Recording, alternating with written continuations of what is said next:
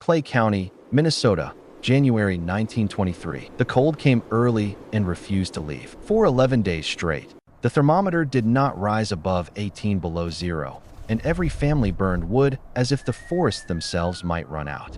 At the northern edge of the valley, something different was happening.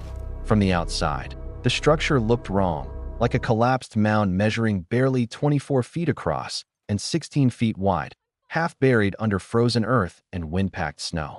But inside, something no one expected was taking shape.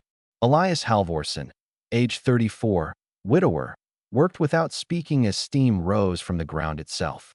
They stopped believing he would fail on February 9, 1923. 7 winters had already taken their toll.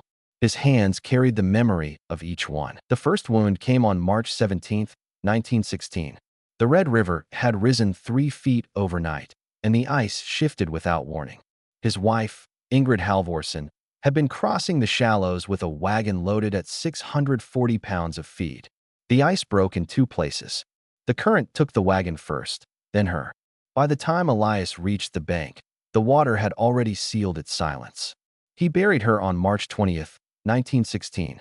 The ground was still frozen 18 inches deep. It took him 9 hours to dig the grave. She left behind 2 children. Marta, age 6 then, now 13. Lars, age 3 then, now 10. And a debt of $287 owed to the county feed supplier.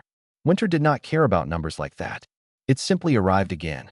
The second wound came quietly. A man alone with 2 children in Clay County held no standing. Widowers were expected to remarry within 12 months or leave. Neighbors offered help in ways that felt like instructions. Sell the land. Move to Fargo. Let someone else raise them. He did none of those things. He stayed on 40 acres of wind-beaten soil where the frost line reached 5 feet in the worst years. The third wound came from voices. Harold Vance at Mockery's General Store said Elias had lost the sense God gave him.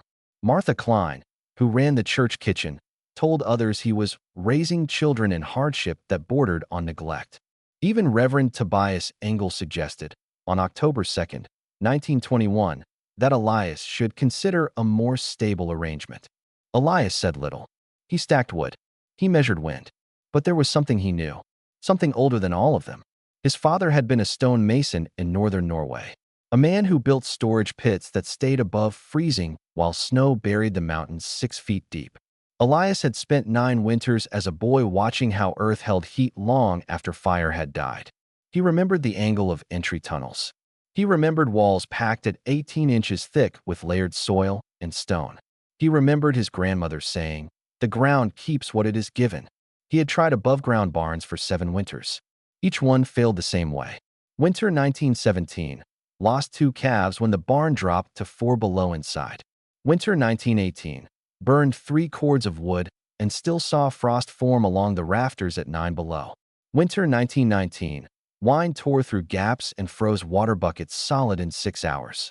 Winter 1920, used 42 logs across 30 days just to hold the space at 12 degrees. Winter 1921, lost feed to freezing mold after temperature swings from 15 to 2 degrees in a single night. Winter 1922, Marta woke with ice forming along her blanket edge where the wall met the floor. 7 winters, 7 failures. By November 3, 1922, Elias stopped repairing what stood above ground. He began digging. His hand split open by the 3rd day. Blood mixed with frozen soil at 2 inches depth. By day 6, his fingernails had turned dark from repeated impact against buried stones. By day 10, his back bent in a curve that did not straighten at night. He stopped counting the aches after that. Marta carried out buckets of dirt. Each weighed near 18 pounds. She made 22 trips a day. Lars gathered river stones measuring between 6 and 12 inches across. He dragged them one by one using a rope cut to exactly 9 feet. Neighbors passed by. They saw a pit. They saw failure already begun. But Elias measured everything. Every wall, every angle, every inch of depth. He dug down 8 feet into frozen Minnesota earth. Then another 2 feet into softer soil below the frost line. He said nothing about it. Not yet. The cold continued its assault above him. But below, the ground held steady at 42 degrees. He felt it with his hands. He trusted it. December 11, 1922. The ground around Mockery's general store was packed hard from 3 inches of wind-driven snow. Men stood in a half-circle, boots scraping against frozen boards as Elias stepped up with a list of supplies totaling $19.40. The cold followed him in. Harold Vance watched first. He had built 27 timber barns across 19 years and had seen 21 Minnesota winters without losing a single full herd. He knew wood. He trusted height, airflow, and heat rising where it could be managed. "You're digging wrong," Harold said, tapping the counter twice. "Earth sweats. Moisture freezes. You'll bury your animals alive within 2 weeks of January cold." Elias placed exact coin. 5 silver dollars. 14 smaller pieces. Harold leaned closer. "You'll be back above ground by February 1st, if not sooner." Behind him stood Franklin Deeds, the county land assessor. He carried records of ownership, debt, and failure with equal precision. He opened a ledger and ran his finger down a line dated November 18th, 1922. "Halvorson," Franklin said. "Outstanding balance, $287. Interest increasing at 4% annually. Failure to maintain productive livestock space may result in land reassessment by March 1st, 1923. It was not anger. It was procedure. "If your animals die," Franklin continued, "this land changes hands." Silence held for 4 seconds. Harold spoke again. "You're not the first man to try something clever." Elias lifted the sack of nails. He adjusted the rope around it. "It will hold," he said. 3 words. Nothing more. He walked out into air that sat at 11 below zero. No one followed. By the end of the first week of December, the structure began to take shape. The main chamber measured 24 feet long and 16 feet wide. The ceiling sat low at 7 feet to trap rising warmth. The north wall pressed directly into the hillside, packed with 18 inches of layered soil and 10 inches of stone reinforcement. He chose river rock for its density. He packed each gap with clay mortar collected from a bend in the Red River 2 miles away. The clay froze during transport twice. He thawed it near a small fire each night. The entrance tunnel angled downward for 6 feet, then turned sharply 45 degrees to block direct wind. He kept it narrow, only 3 feet wide, just enough for a single cow to pass. By day 8, his palms had hardened into thick layers that no longer split easily. By day 11, his right shoulder began to grind with each lift above chest height. By day 14, he lost feeling in 2 fingers on his left hand during early morning work when the air dropped to 17 below. He wrapped them in cloth and kept working. Marta measured wall thickness using a cut stick marked at 18 inches. She checked each section twice. Lars packed loose soil across the roof layer. He worked slowly. Each shovel carried 6 pounds. He made 31 trips in a single afternoon. By December 22nd, the roof took form. Timber beams salvaged from the failed barn were laid across the top. Each beam measured 8 feet long and 6 inches thick. He placed 14 of them side by side. Over that, he layered brush, then soil, then another 12 inches of packed earth. From the road, it no longer looked like a structure. It looked like a low mound buried under winter. On December 26th, Anders' home passed by with his sled. He stopped for 9 seconds. He looked down into the entrance. "You fixing drainage?" Anders asked. Elias kept working. "No," he said. Anders waited, then nodded once and moved on. By January 3rd, 1923, the interior was complete. A small ventilation shaft rose 4 feet above the roof, angled away from prevailing wind. The floor was packed dirt, leveled within half an inch across the entire space. Water buckets were placed along the south wall. Elias brought in 3 cows and 2 calves.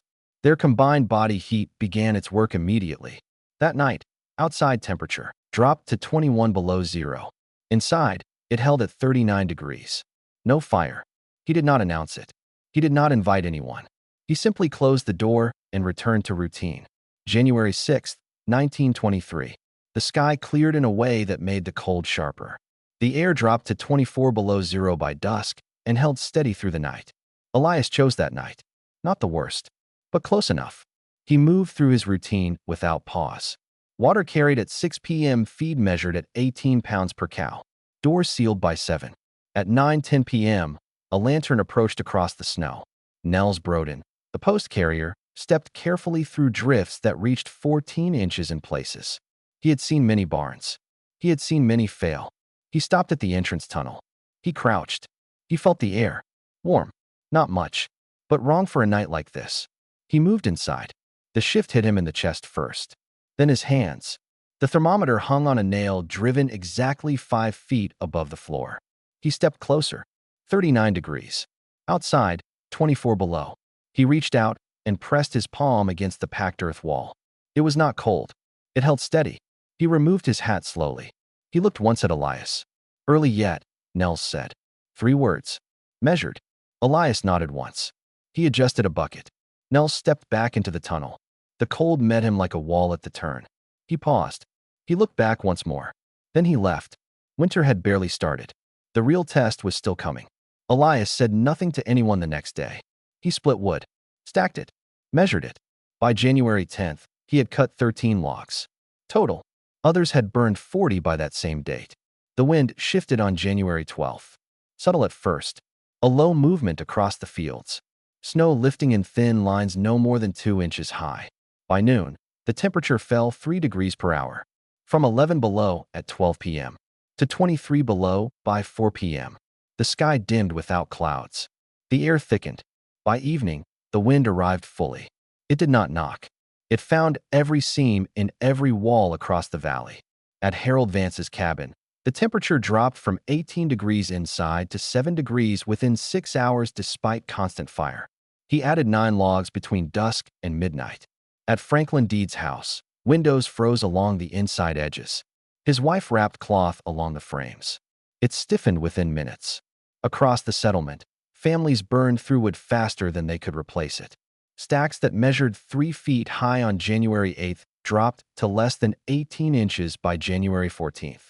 Water froze in buckets overnight. Livestock shifted and stamped in barns where wind found its way through 1-inch gaps between boards. At Elias's shelter, the door stayed sealed. Inside, the temperature held at 41 degrees. Outside, it reached 29 below by midnight. Contrast settled quietly across the valley. Harold's barn, 7 degrees. Elias's shelter, 41 degrees. Franklin's home burned 11 logs in 24 hours. Elias burned none. Families woke every 2 hours to tend fires. Elias slept through the night. The storm tightened its grip by January 15th. Wind speeds reached 32 miles per hour. Snow struck walls like thrown sand. Drifts climbed past 2 feet against doorways. By morning, the outside temperature reached 34 below zero. Inside the underground structure, it held at 43 degrees. The animals stood calm. Their breath rose slowly. Water remained unfrozen. Elias moved between them in steady rhythm. Feed. Check. Repeat. He did not rush. He did not change pace. Above him, the storm worked harder. Below, the earth did not answer. The real test had arrived. January 16th, 1923. The storm did not weaken. It deepened. Snow sealed the entrance tunnel by 18 inches overnight. Wind drove more against it, packing each layer tighter than the last. By morning, the outside air measured 36 below zero. Inside, the thermometer still read 44 degrees. But something changed. Lars sat near the south wall. His shoulders were too still. His breath came in short pulls that counted unevenly. By 10 a.m., his skin burned hot. Elias pressed his palm to the boy's forehead. The heat was wrong. Fever. There was no doctor within 9 miles. No road opened through drifts that now reached 3 feet across the fields. No way out. The water barrel near the entrance began to ice along the rim. A thin ring at first, then thicker by the hour. The structure held, but pressure built at the edges. Elias watched everything, measured everything. By noon, the inside temperature dropped to 41 degrees. Not much, but it had not moved in 4 days. He made a decision. He let the fire die. No flame, no added heat, only earth.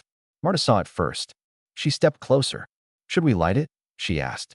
Elias shook his head once. We wait, he said. 2 words. The cold outside pressed harder. It searched for weakness.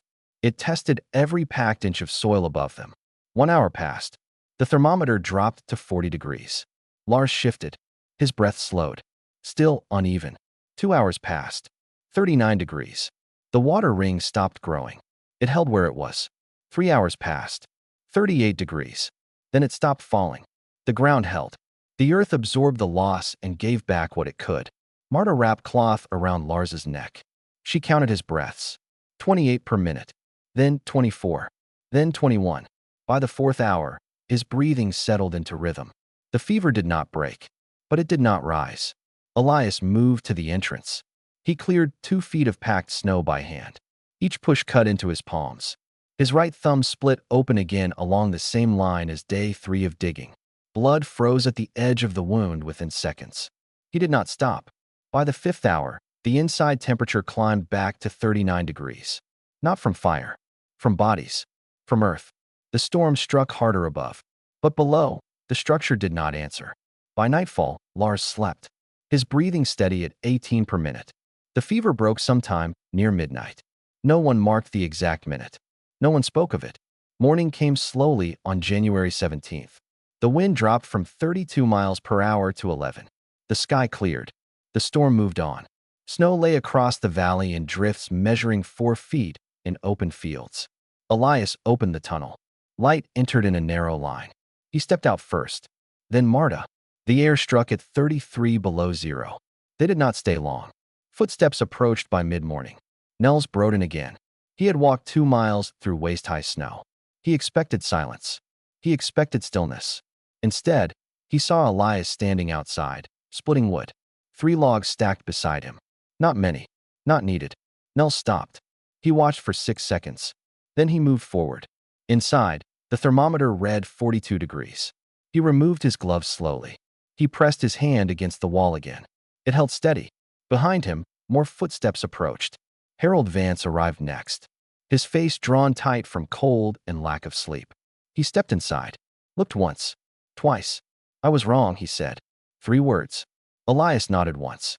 Then he turned back to his work. The days after January 17th, 1923, did not return to normal. They shifted. Snow remained 4 feet deep across open ground. Temperatures stayed below 10 degrees for another 6 days. But something quiet began to move through the valley. One person at a time. Nels Broden came first on January 19th. He brought a small notebook measuring 5 inches by 3 inches. He stood inside the structure for 12 minutes. He asked only numbers. Depth? 10 feet, Elias said. Wall thickness? 18 inches. Roof layer? 12 inches soil. Nels wrote everything. He returned on January 22nd. Then again on January 28th. By February 3rd, Harold Vance arrived with tools. Not to argue. To learn. He measured the entrance tunnel. 6 feet down. 45-degree turn. 3 feet wide. He ran his hand along the stone. He checked the ventilation shaft rising 4 feet above the mound. He said nothing for 8 minutes. Then he opened his own notebook. By February 11th, he had begun digging on his land 1 mile west. His first pit reached 6 feet before frost slowed him. He adjusted. He went deeper. Franklin Deeds came last. February 14th, 1923. He stood outside for 3 minutes before entering. His boots carried snow that melted instantly on the floor. He looked once at the thermometer. 43 degrees. Outside, it sat at 21. Below, he closed his ledger without writing. He did not mention debt. He did not mention reassessment. He left after 5 minutes. No announcement followed. No official change. But no one spoke of taking the land again. By March 2nd, 3 families had begun similar structures. The Klein family dug to 8 feet. The Andersons to 9. The Broden cousins to 10. Each one alone. No group effort. No shared plan. They came to Elias separately. Each asked the same questions. Each received the same short answers. Numbers. Angles. Depth. By November 1923, 7 underground barns stood across Clay County. Fuel use told the story clearly. Above ground, average 38 logs burned over 30 days. Inside temperature, 9 to 18 degrees. Below ground, average 11 logs burned over the same 30 days. Inside temperature, 38 to 44 degrees. The numbers moved faster than words. By winter of 1924, the method spread to Becker County, 42 miles east. By 1925, reports came from Grand Forks, 78 miles north. By 1926, farmers in northern Iowa began adapting the design with limestone instead of river rock. No one called it Elias's method. They called it the ground barn. Elias continued as before. He rose at 5 a.m., fed animals by 6. Checked walls by 7. He repaired small cracks measuring less than half an inch before they grew larger. He replaced 2 beams in April 1924 after spring thaw shifted the roof by 1 inch. His hands never softened again. The scar along his right thumb remained visible for the rest of his life. His back stayed bent slightly forward, no more than 5 degrees, but enough to be noticed when he walked across open fields. Marta left in 1928 at age 19. She married a farmer in Becker County who had already built his own underground barn to 9 feet deep. Lars stayed. He took over the work by 1932. He deepened the structure by another 1 foot, bringing it to 11 feet below surface level. The original chamber still stands today, 24 feet by 16 feet. The entrance tunnel still angled. The stone walls still hold. Inside, even now, the temperature remains near 40 degrees when winter drops below 0. There is no sign marking it. No plaque. No claim of invention. Only earth, holding what it was given. Sometimes survival does not come from building higher or stronger. It comes from understanding what already surrounds you. The ground does not argue. It does not boast. It simply keeps its promise if you trust it long enough.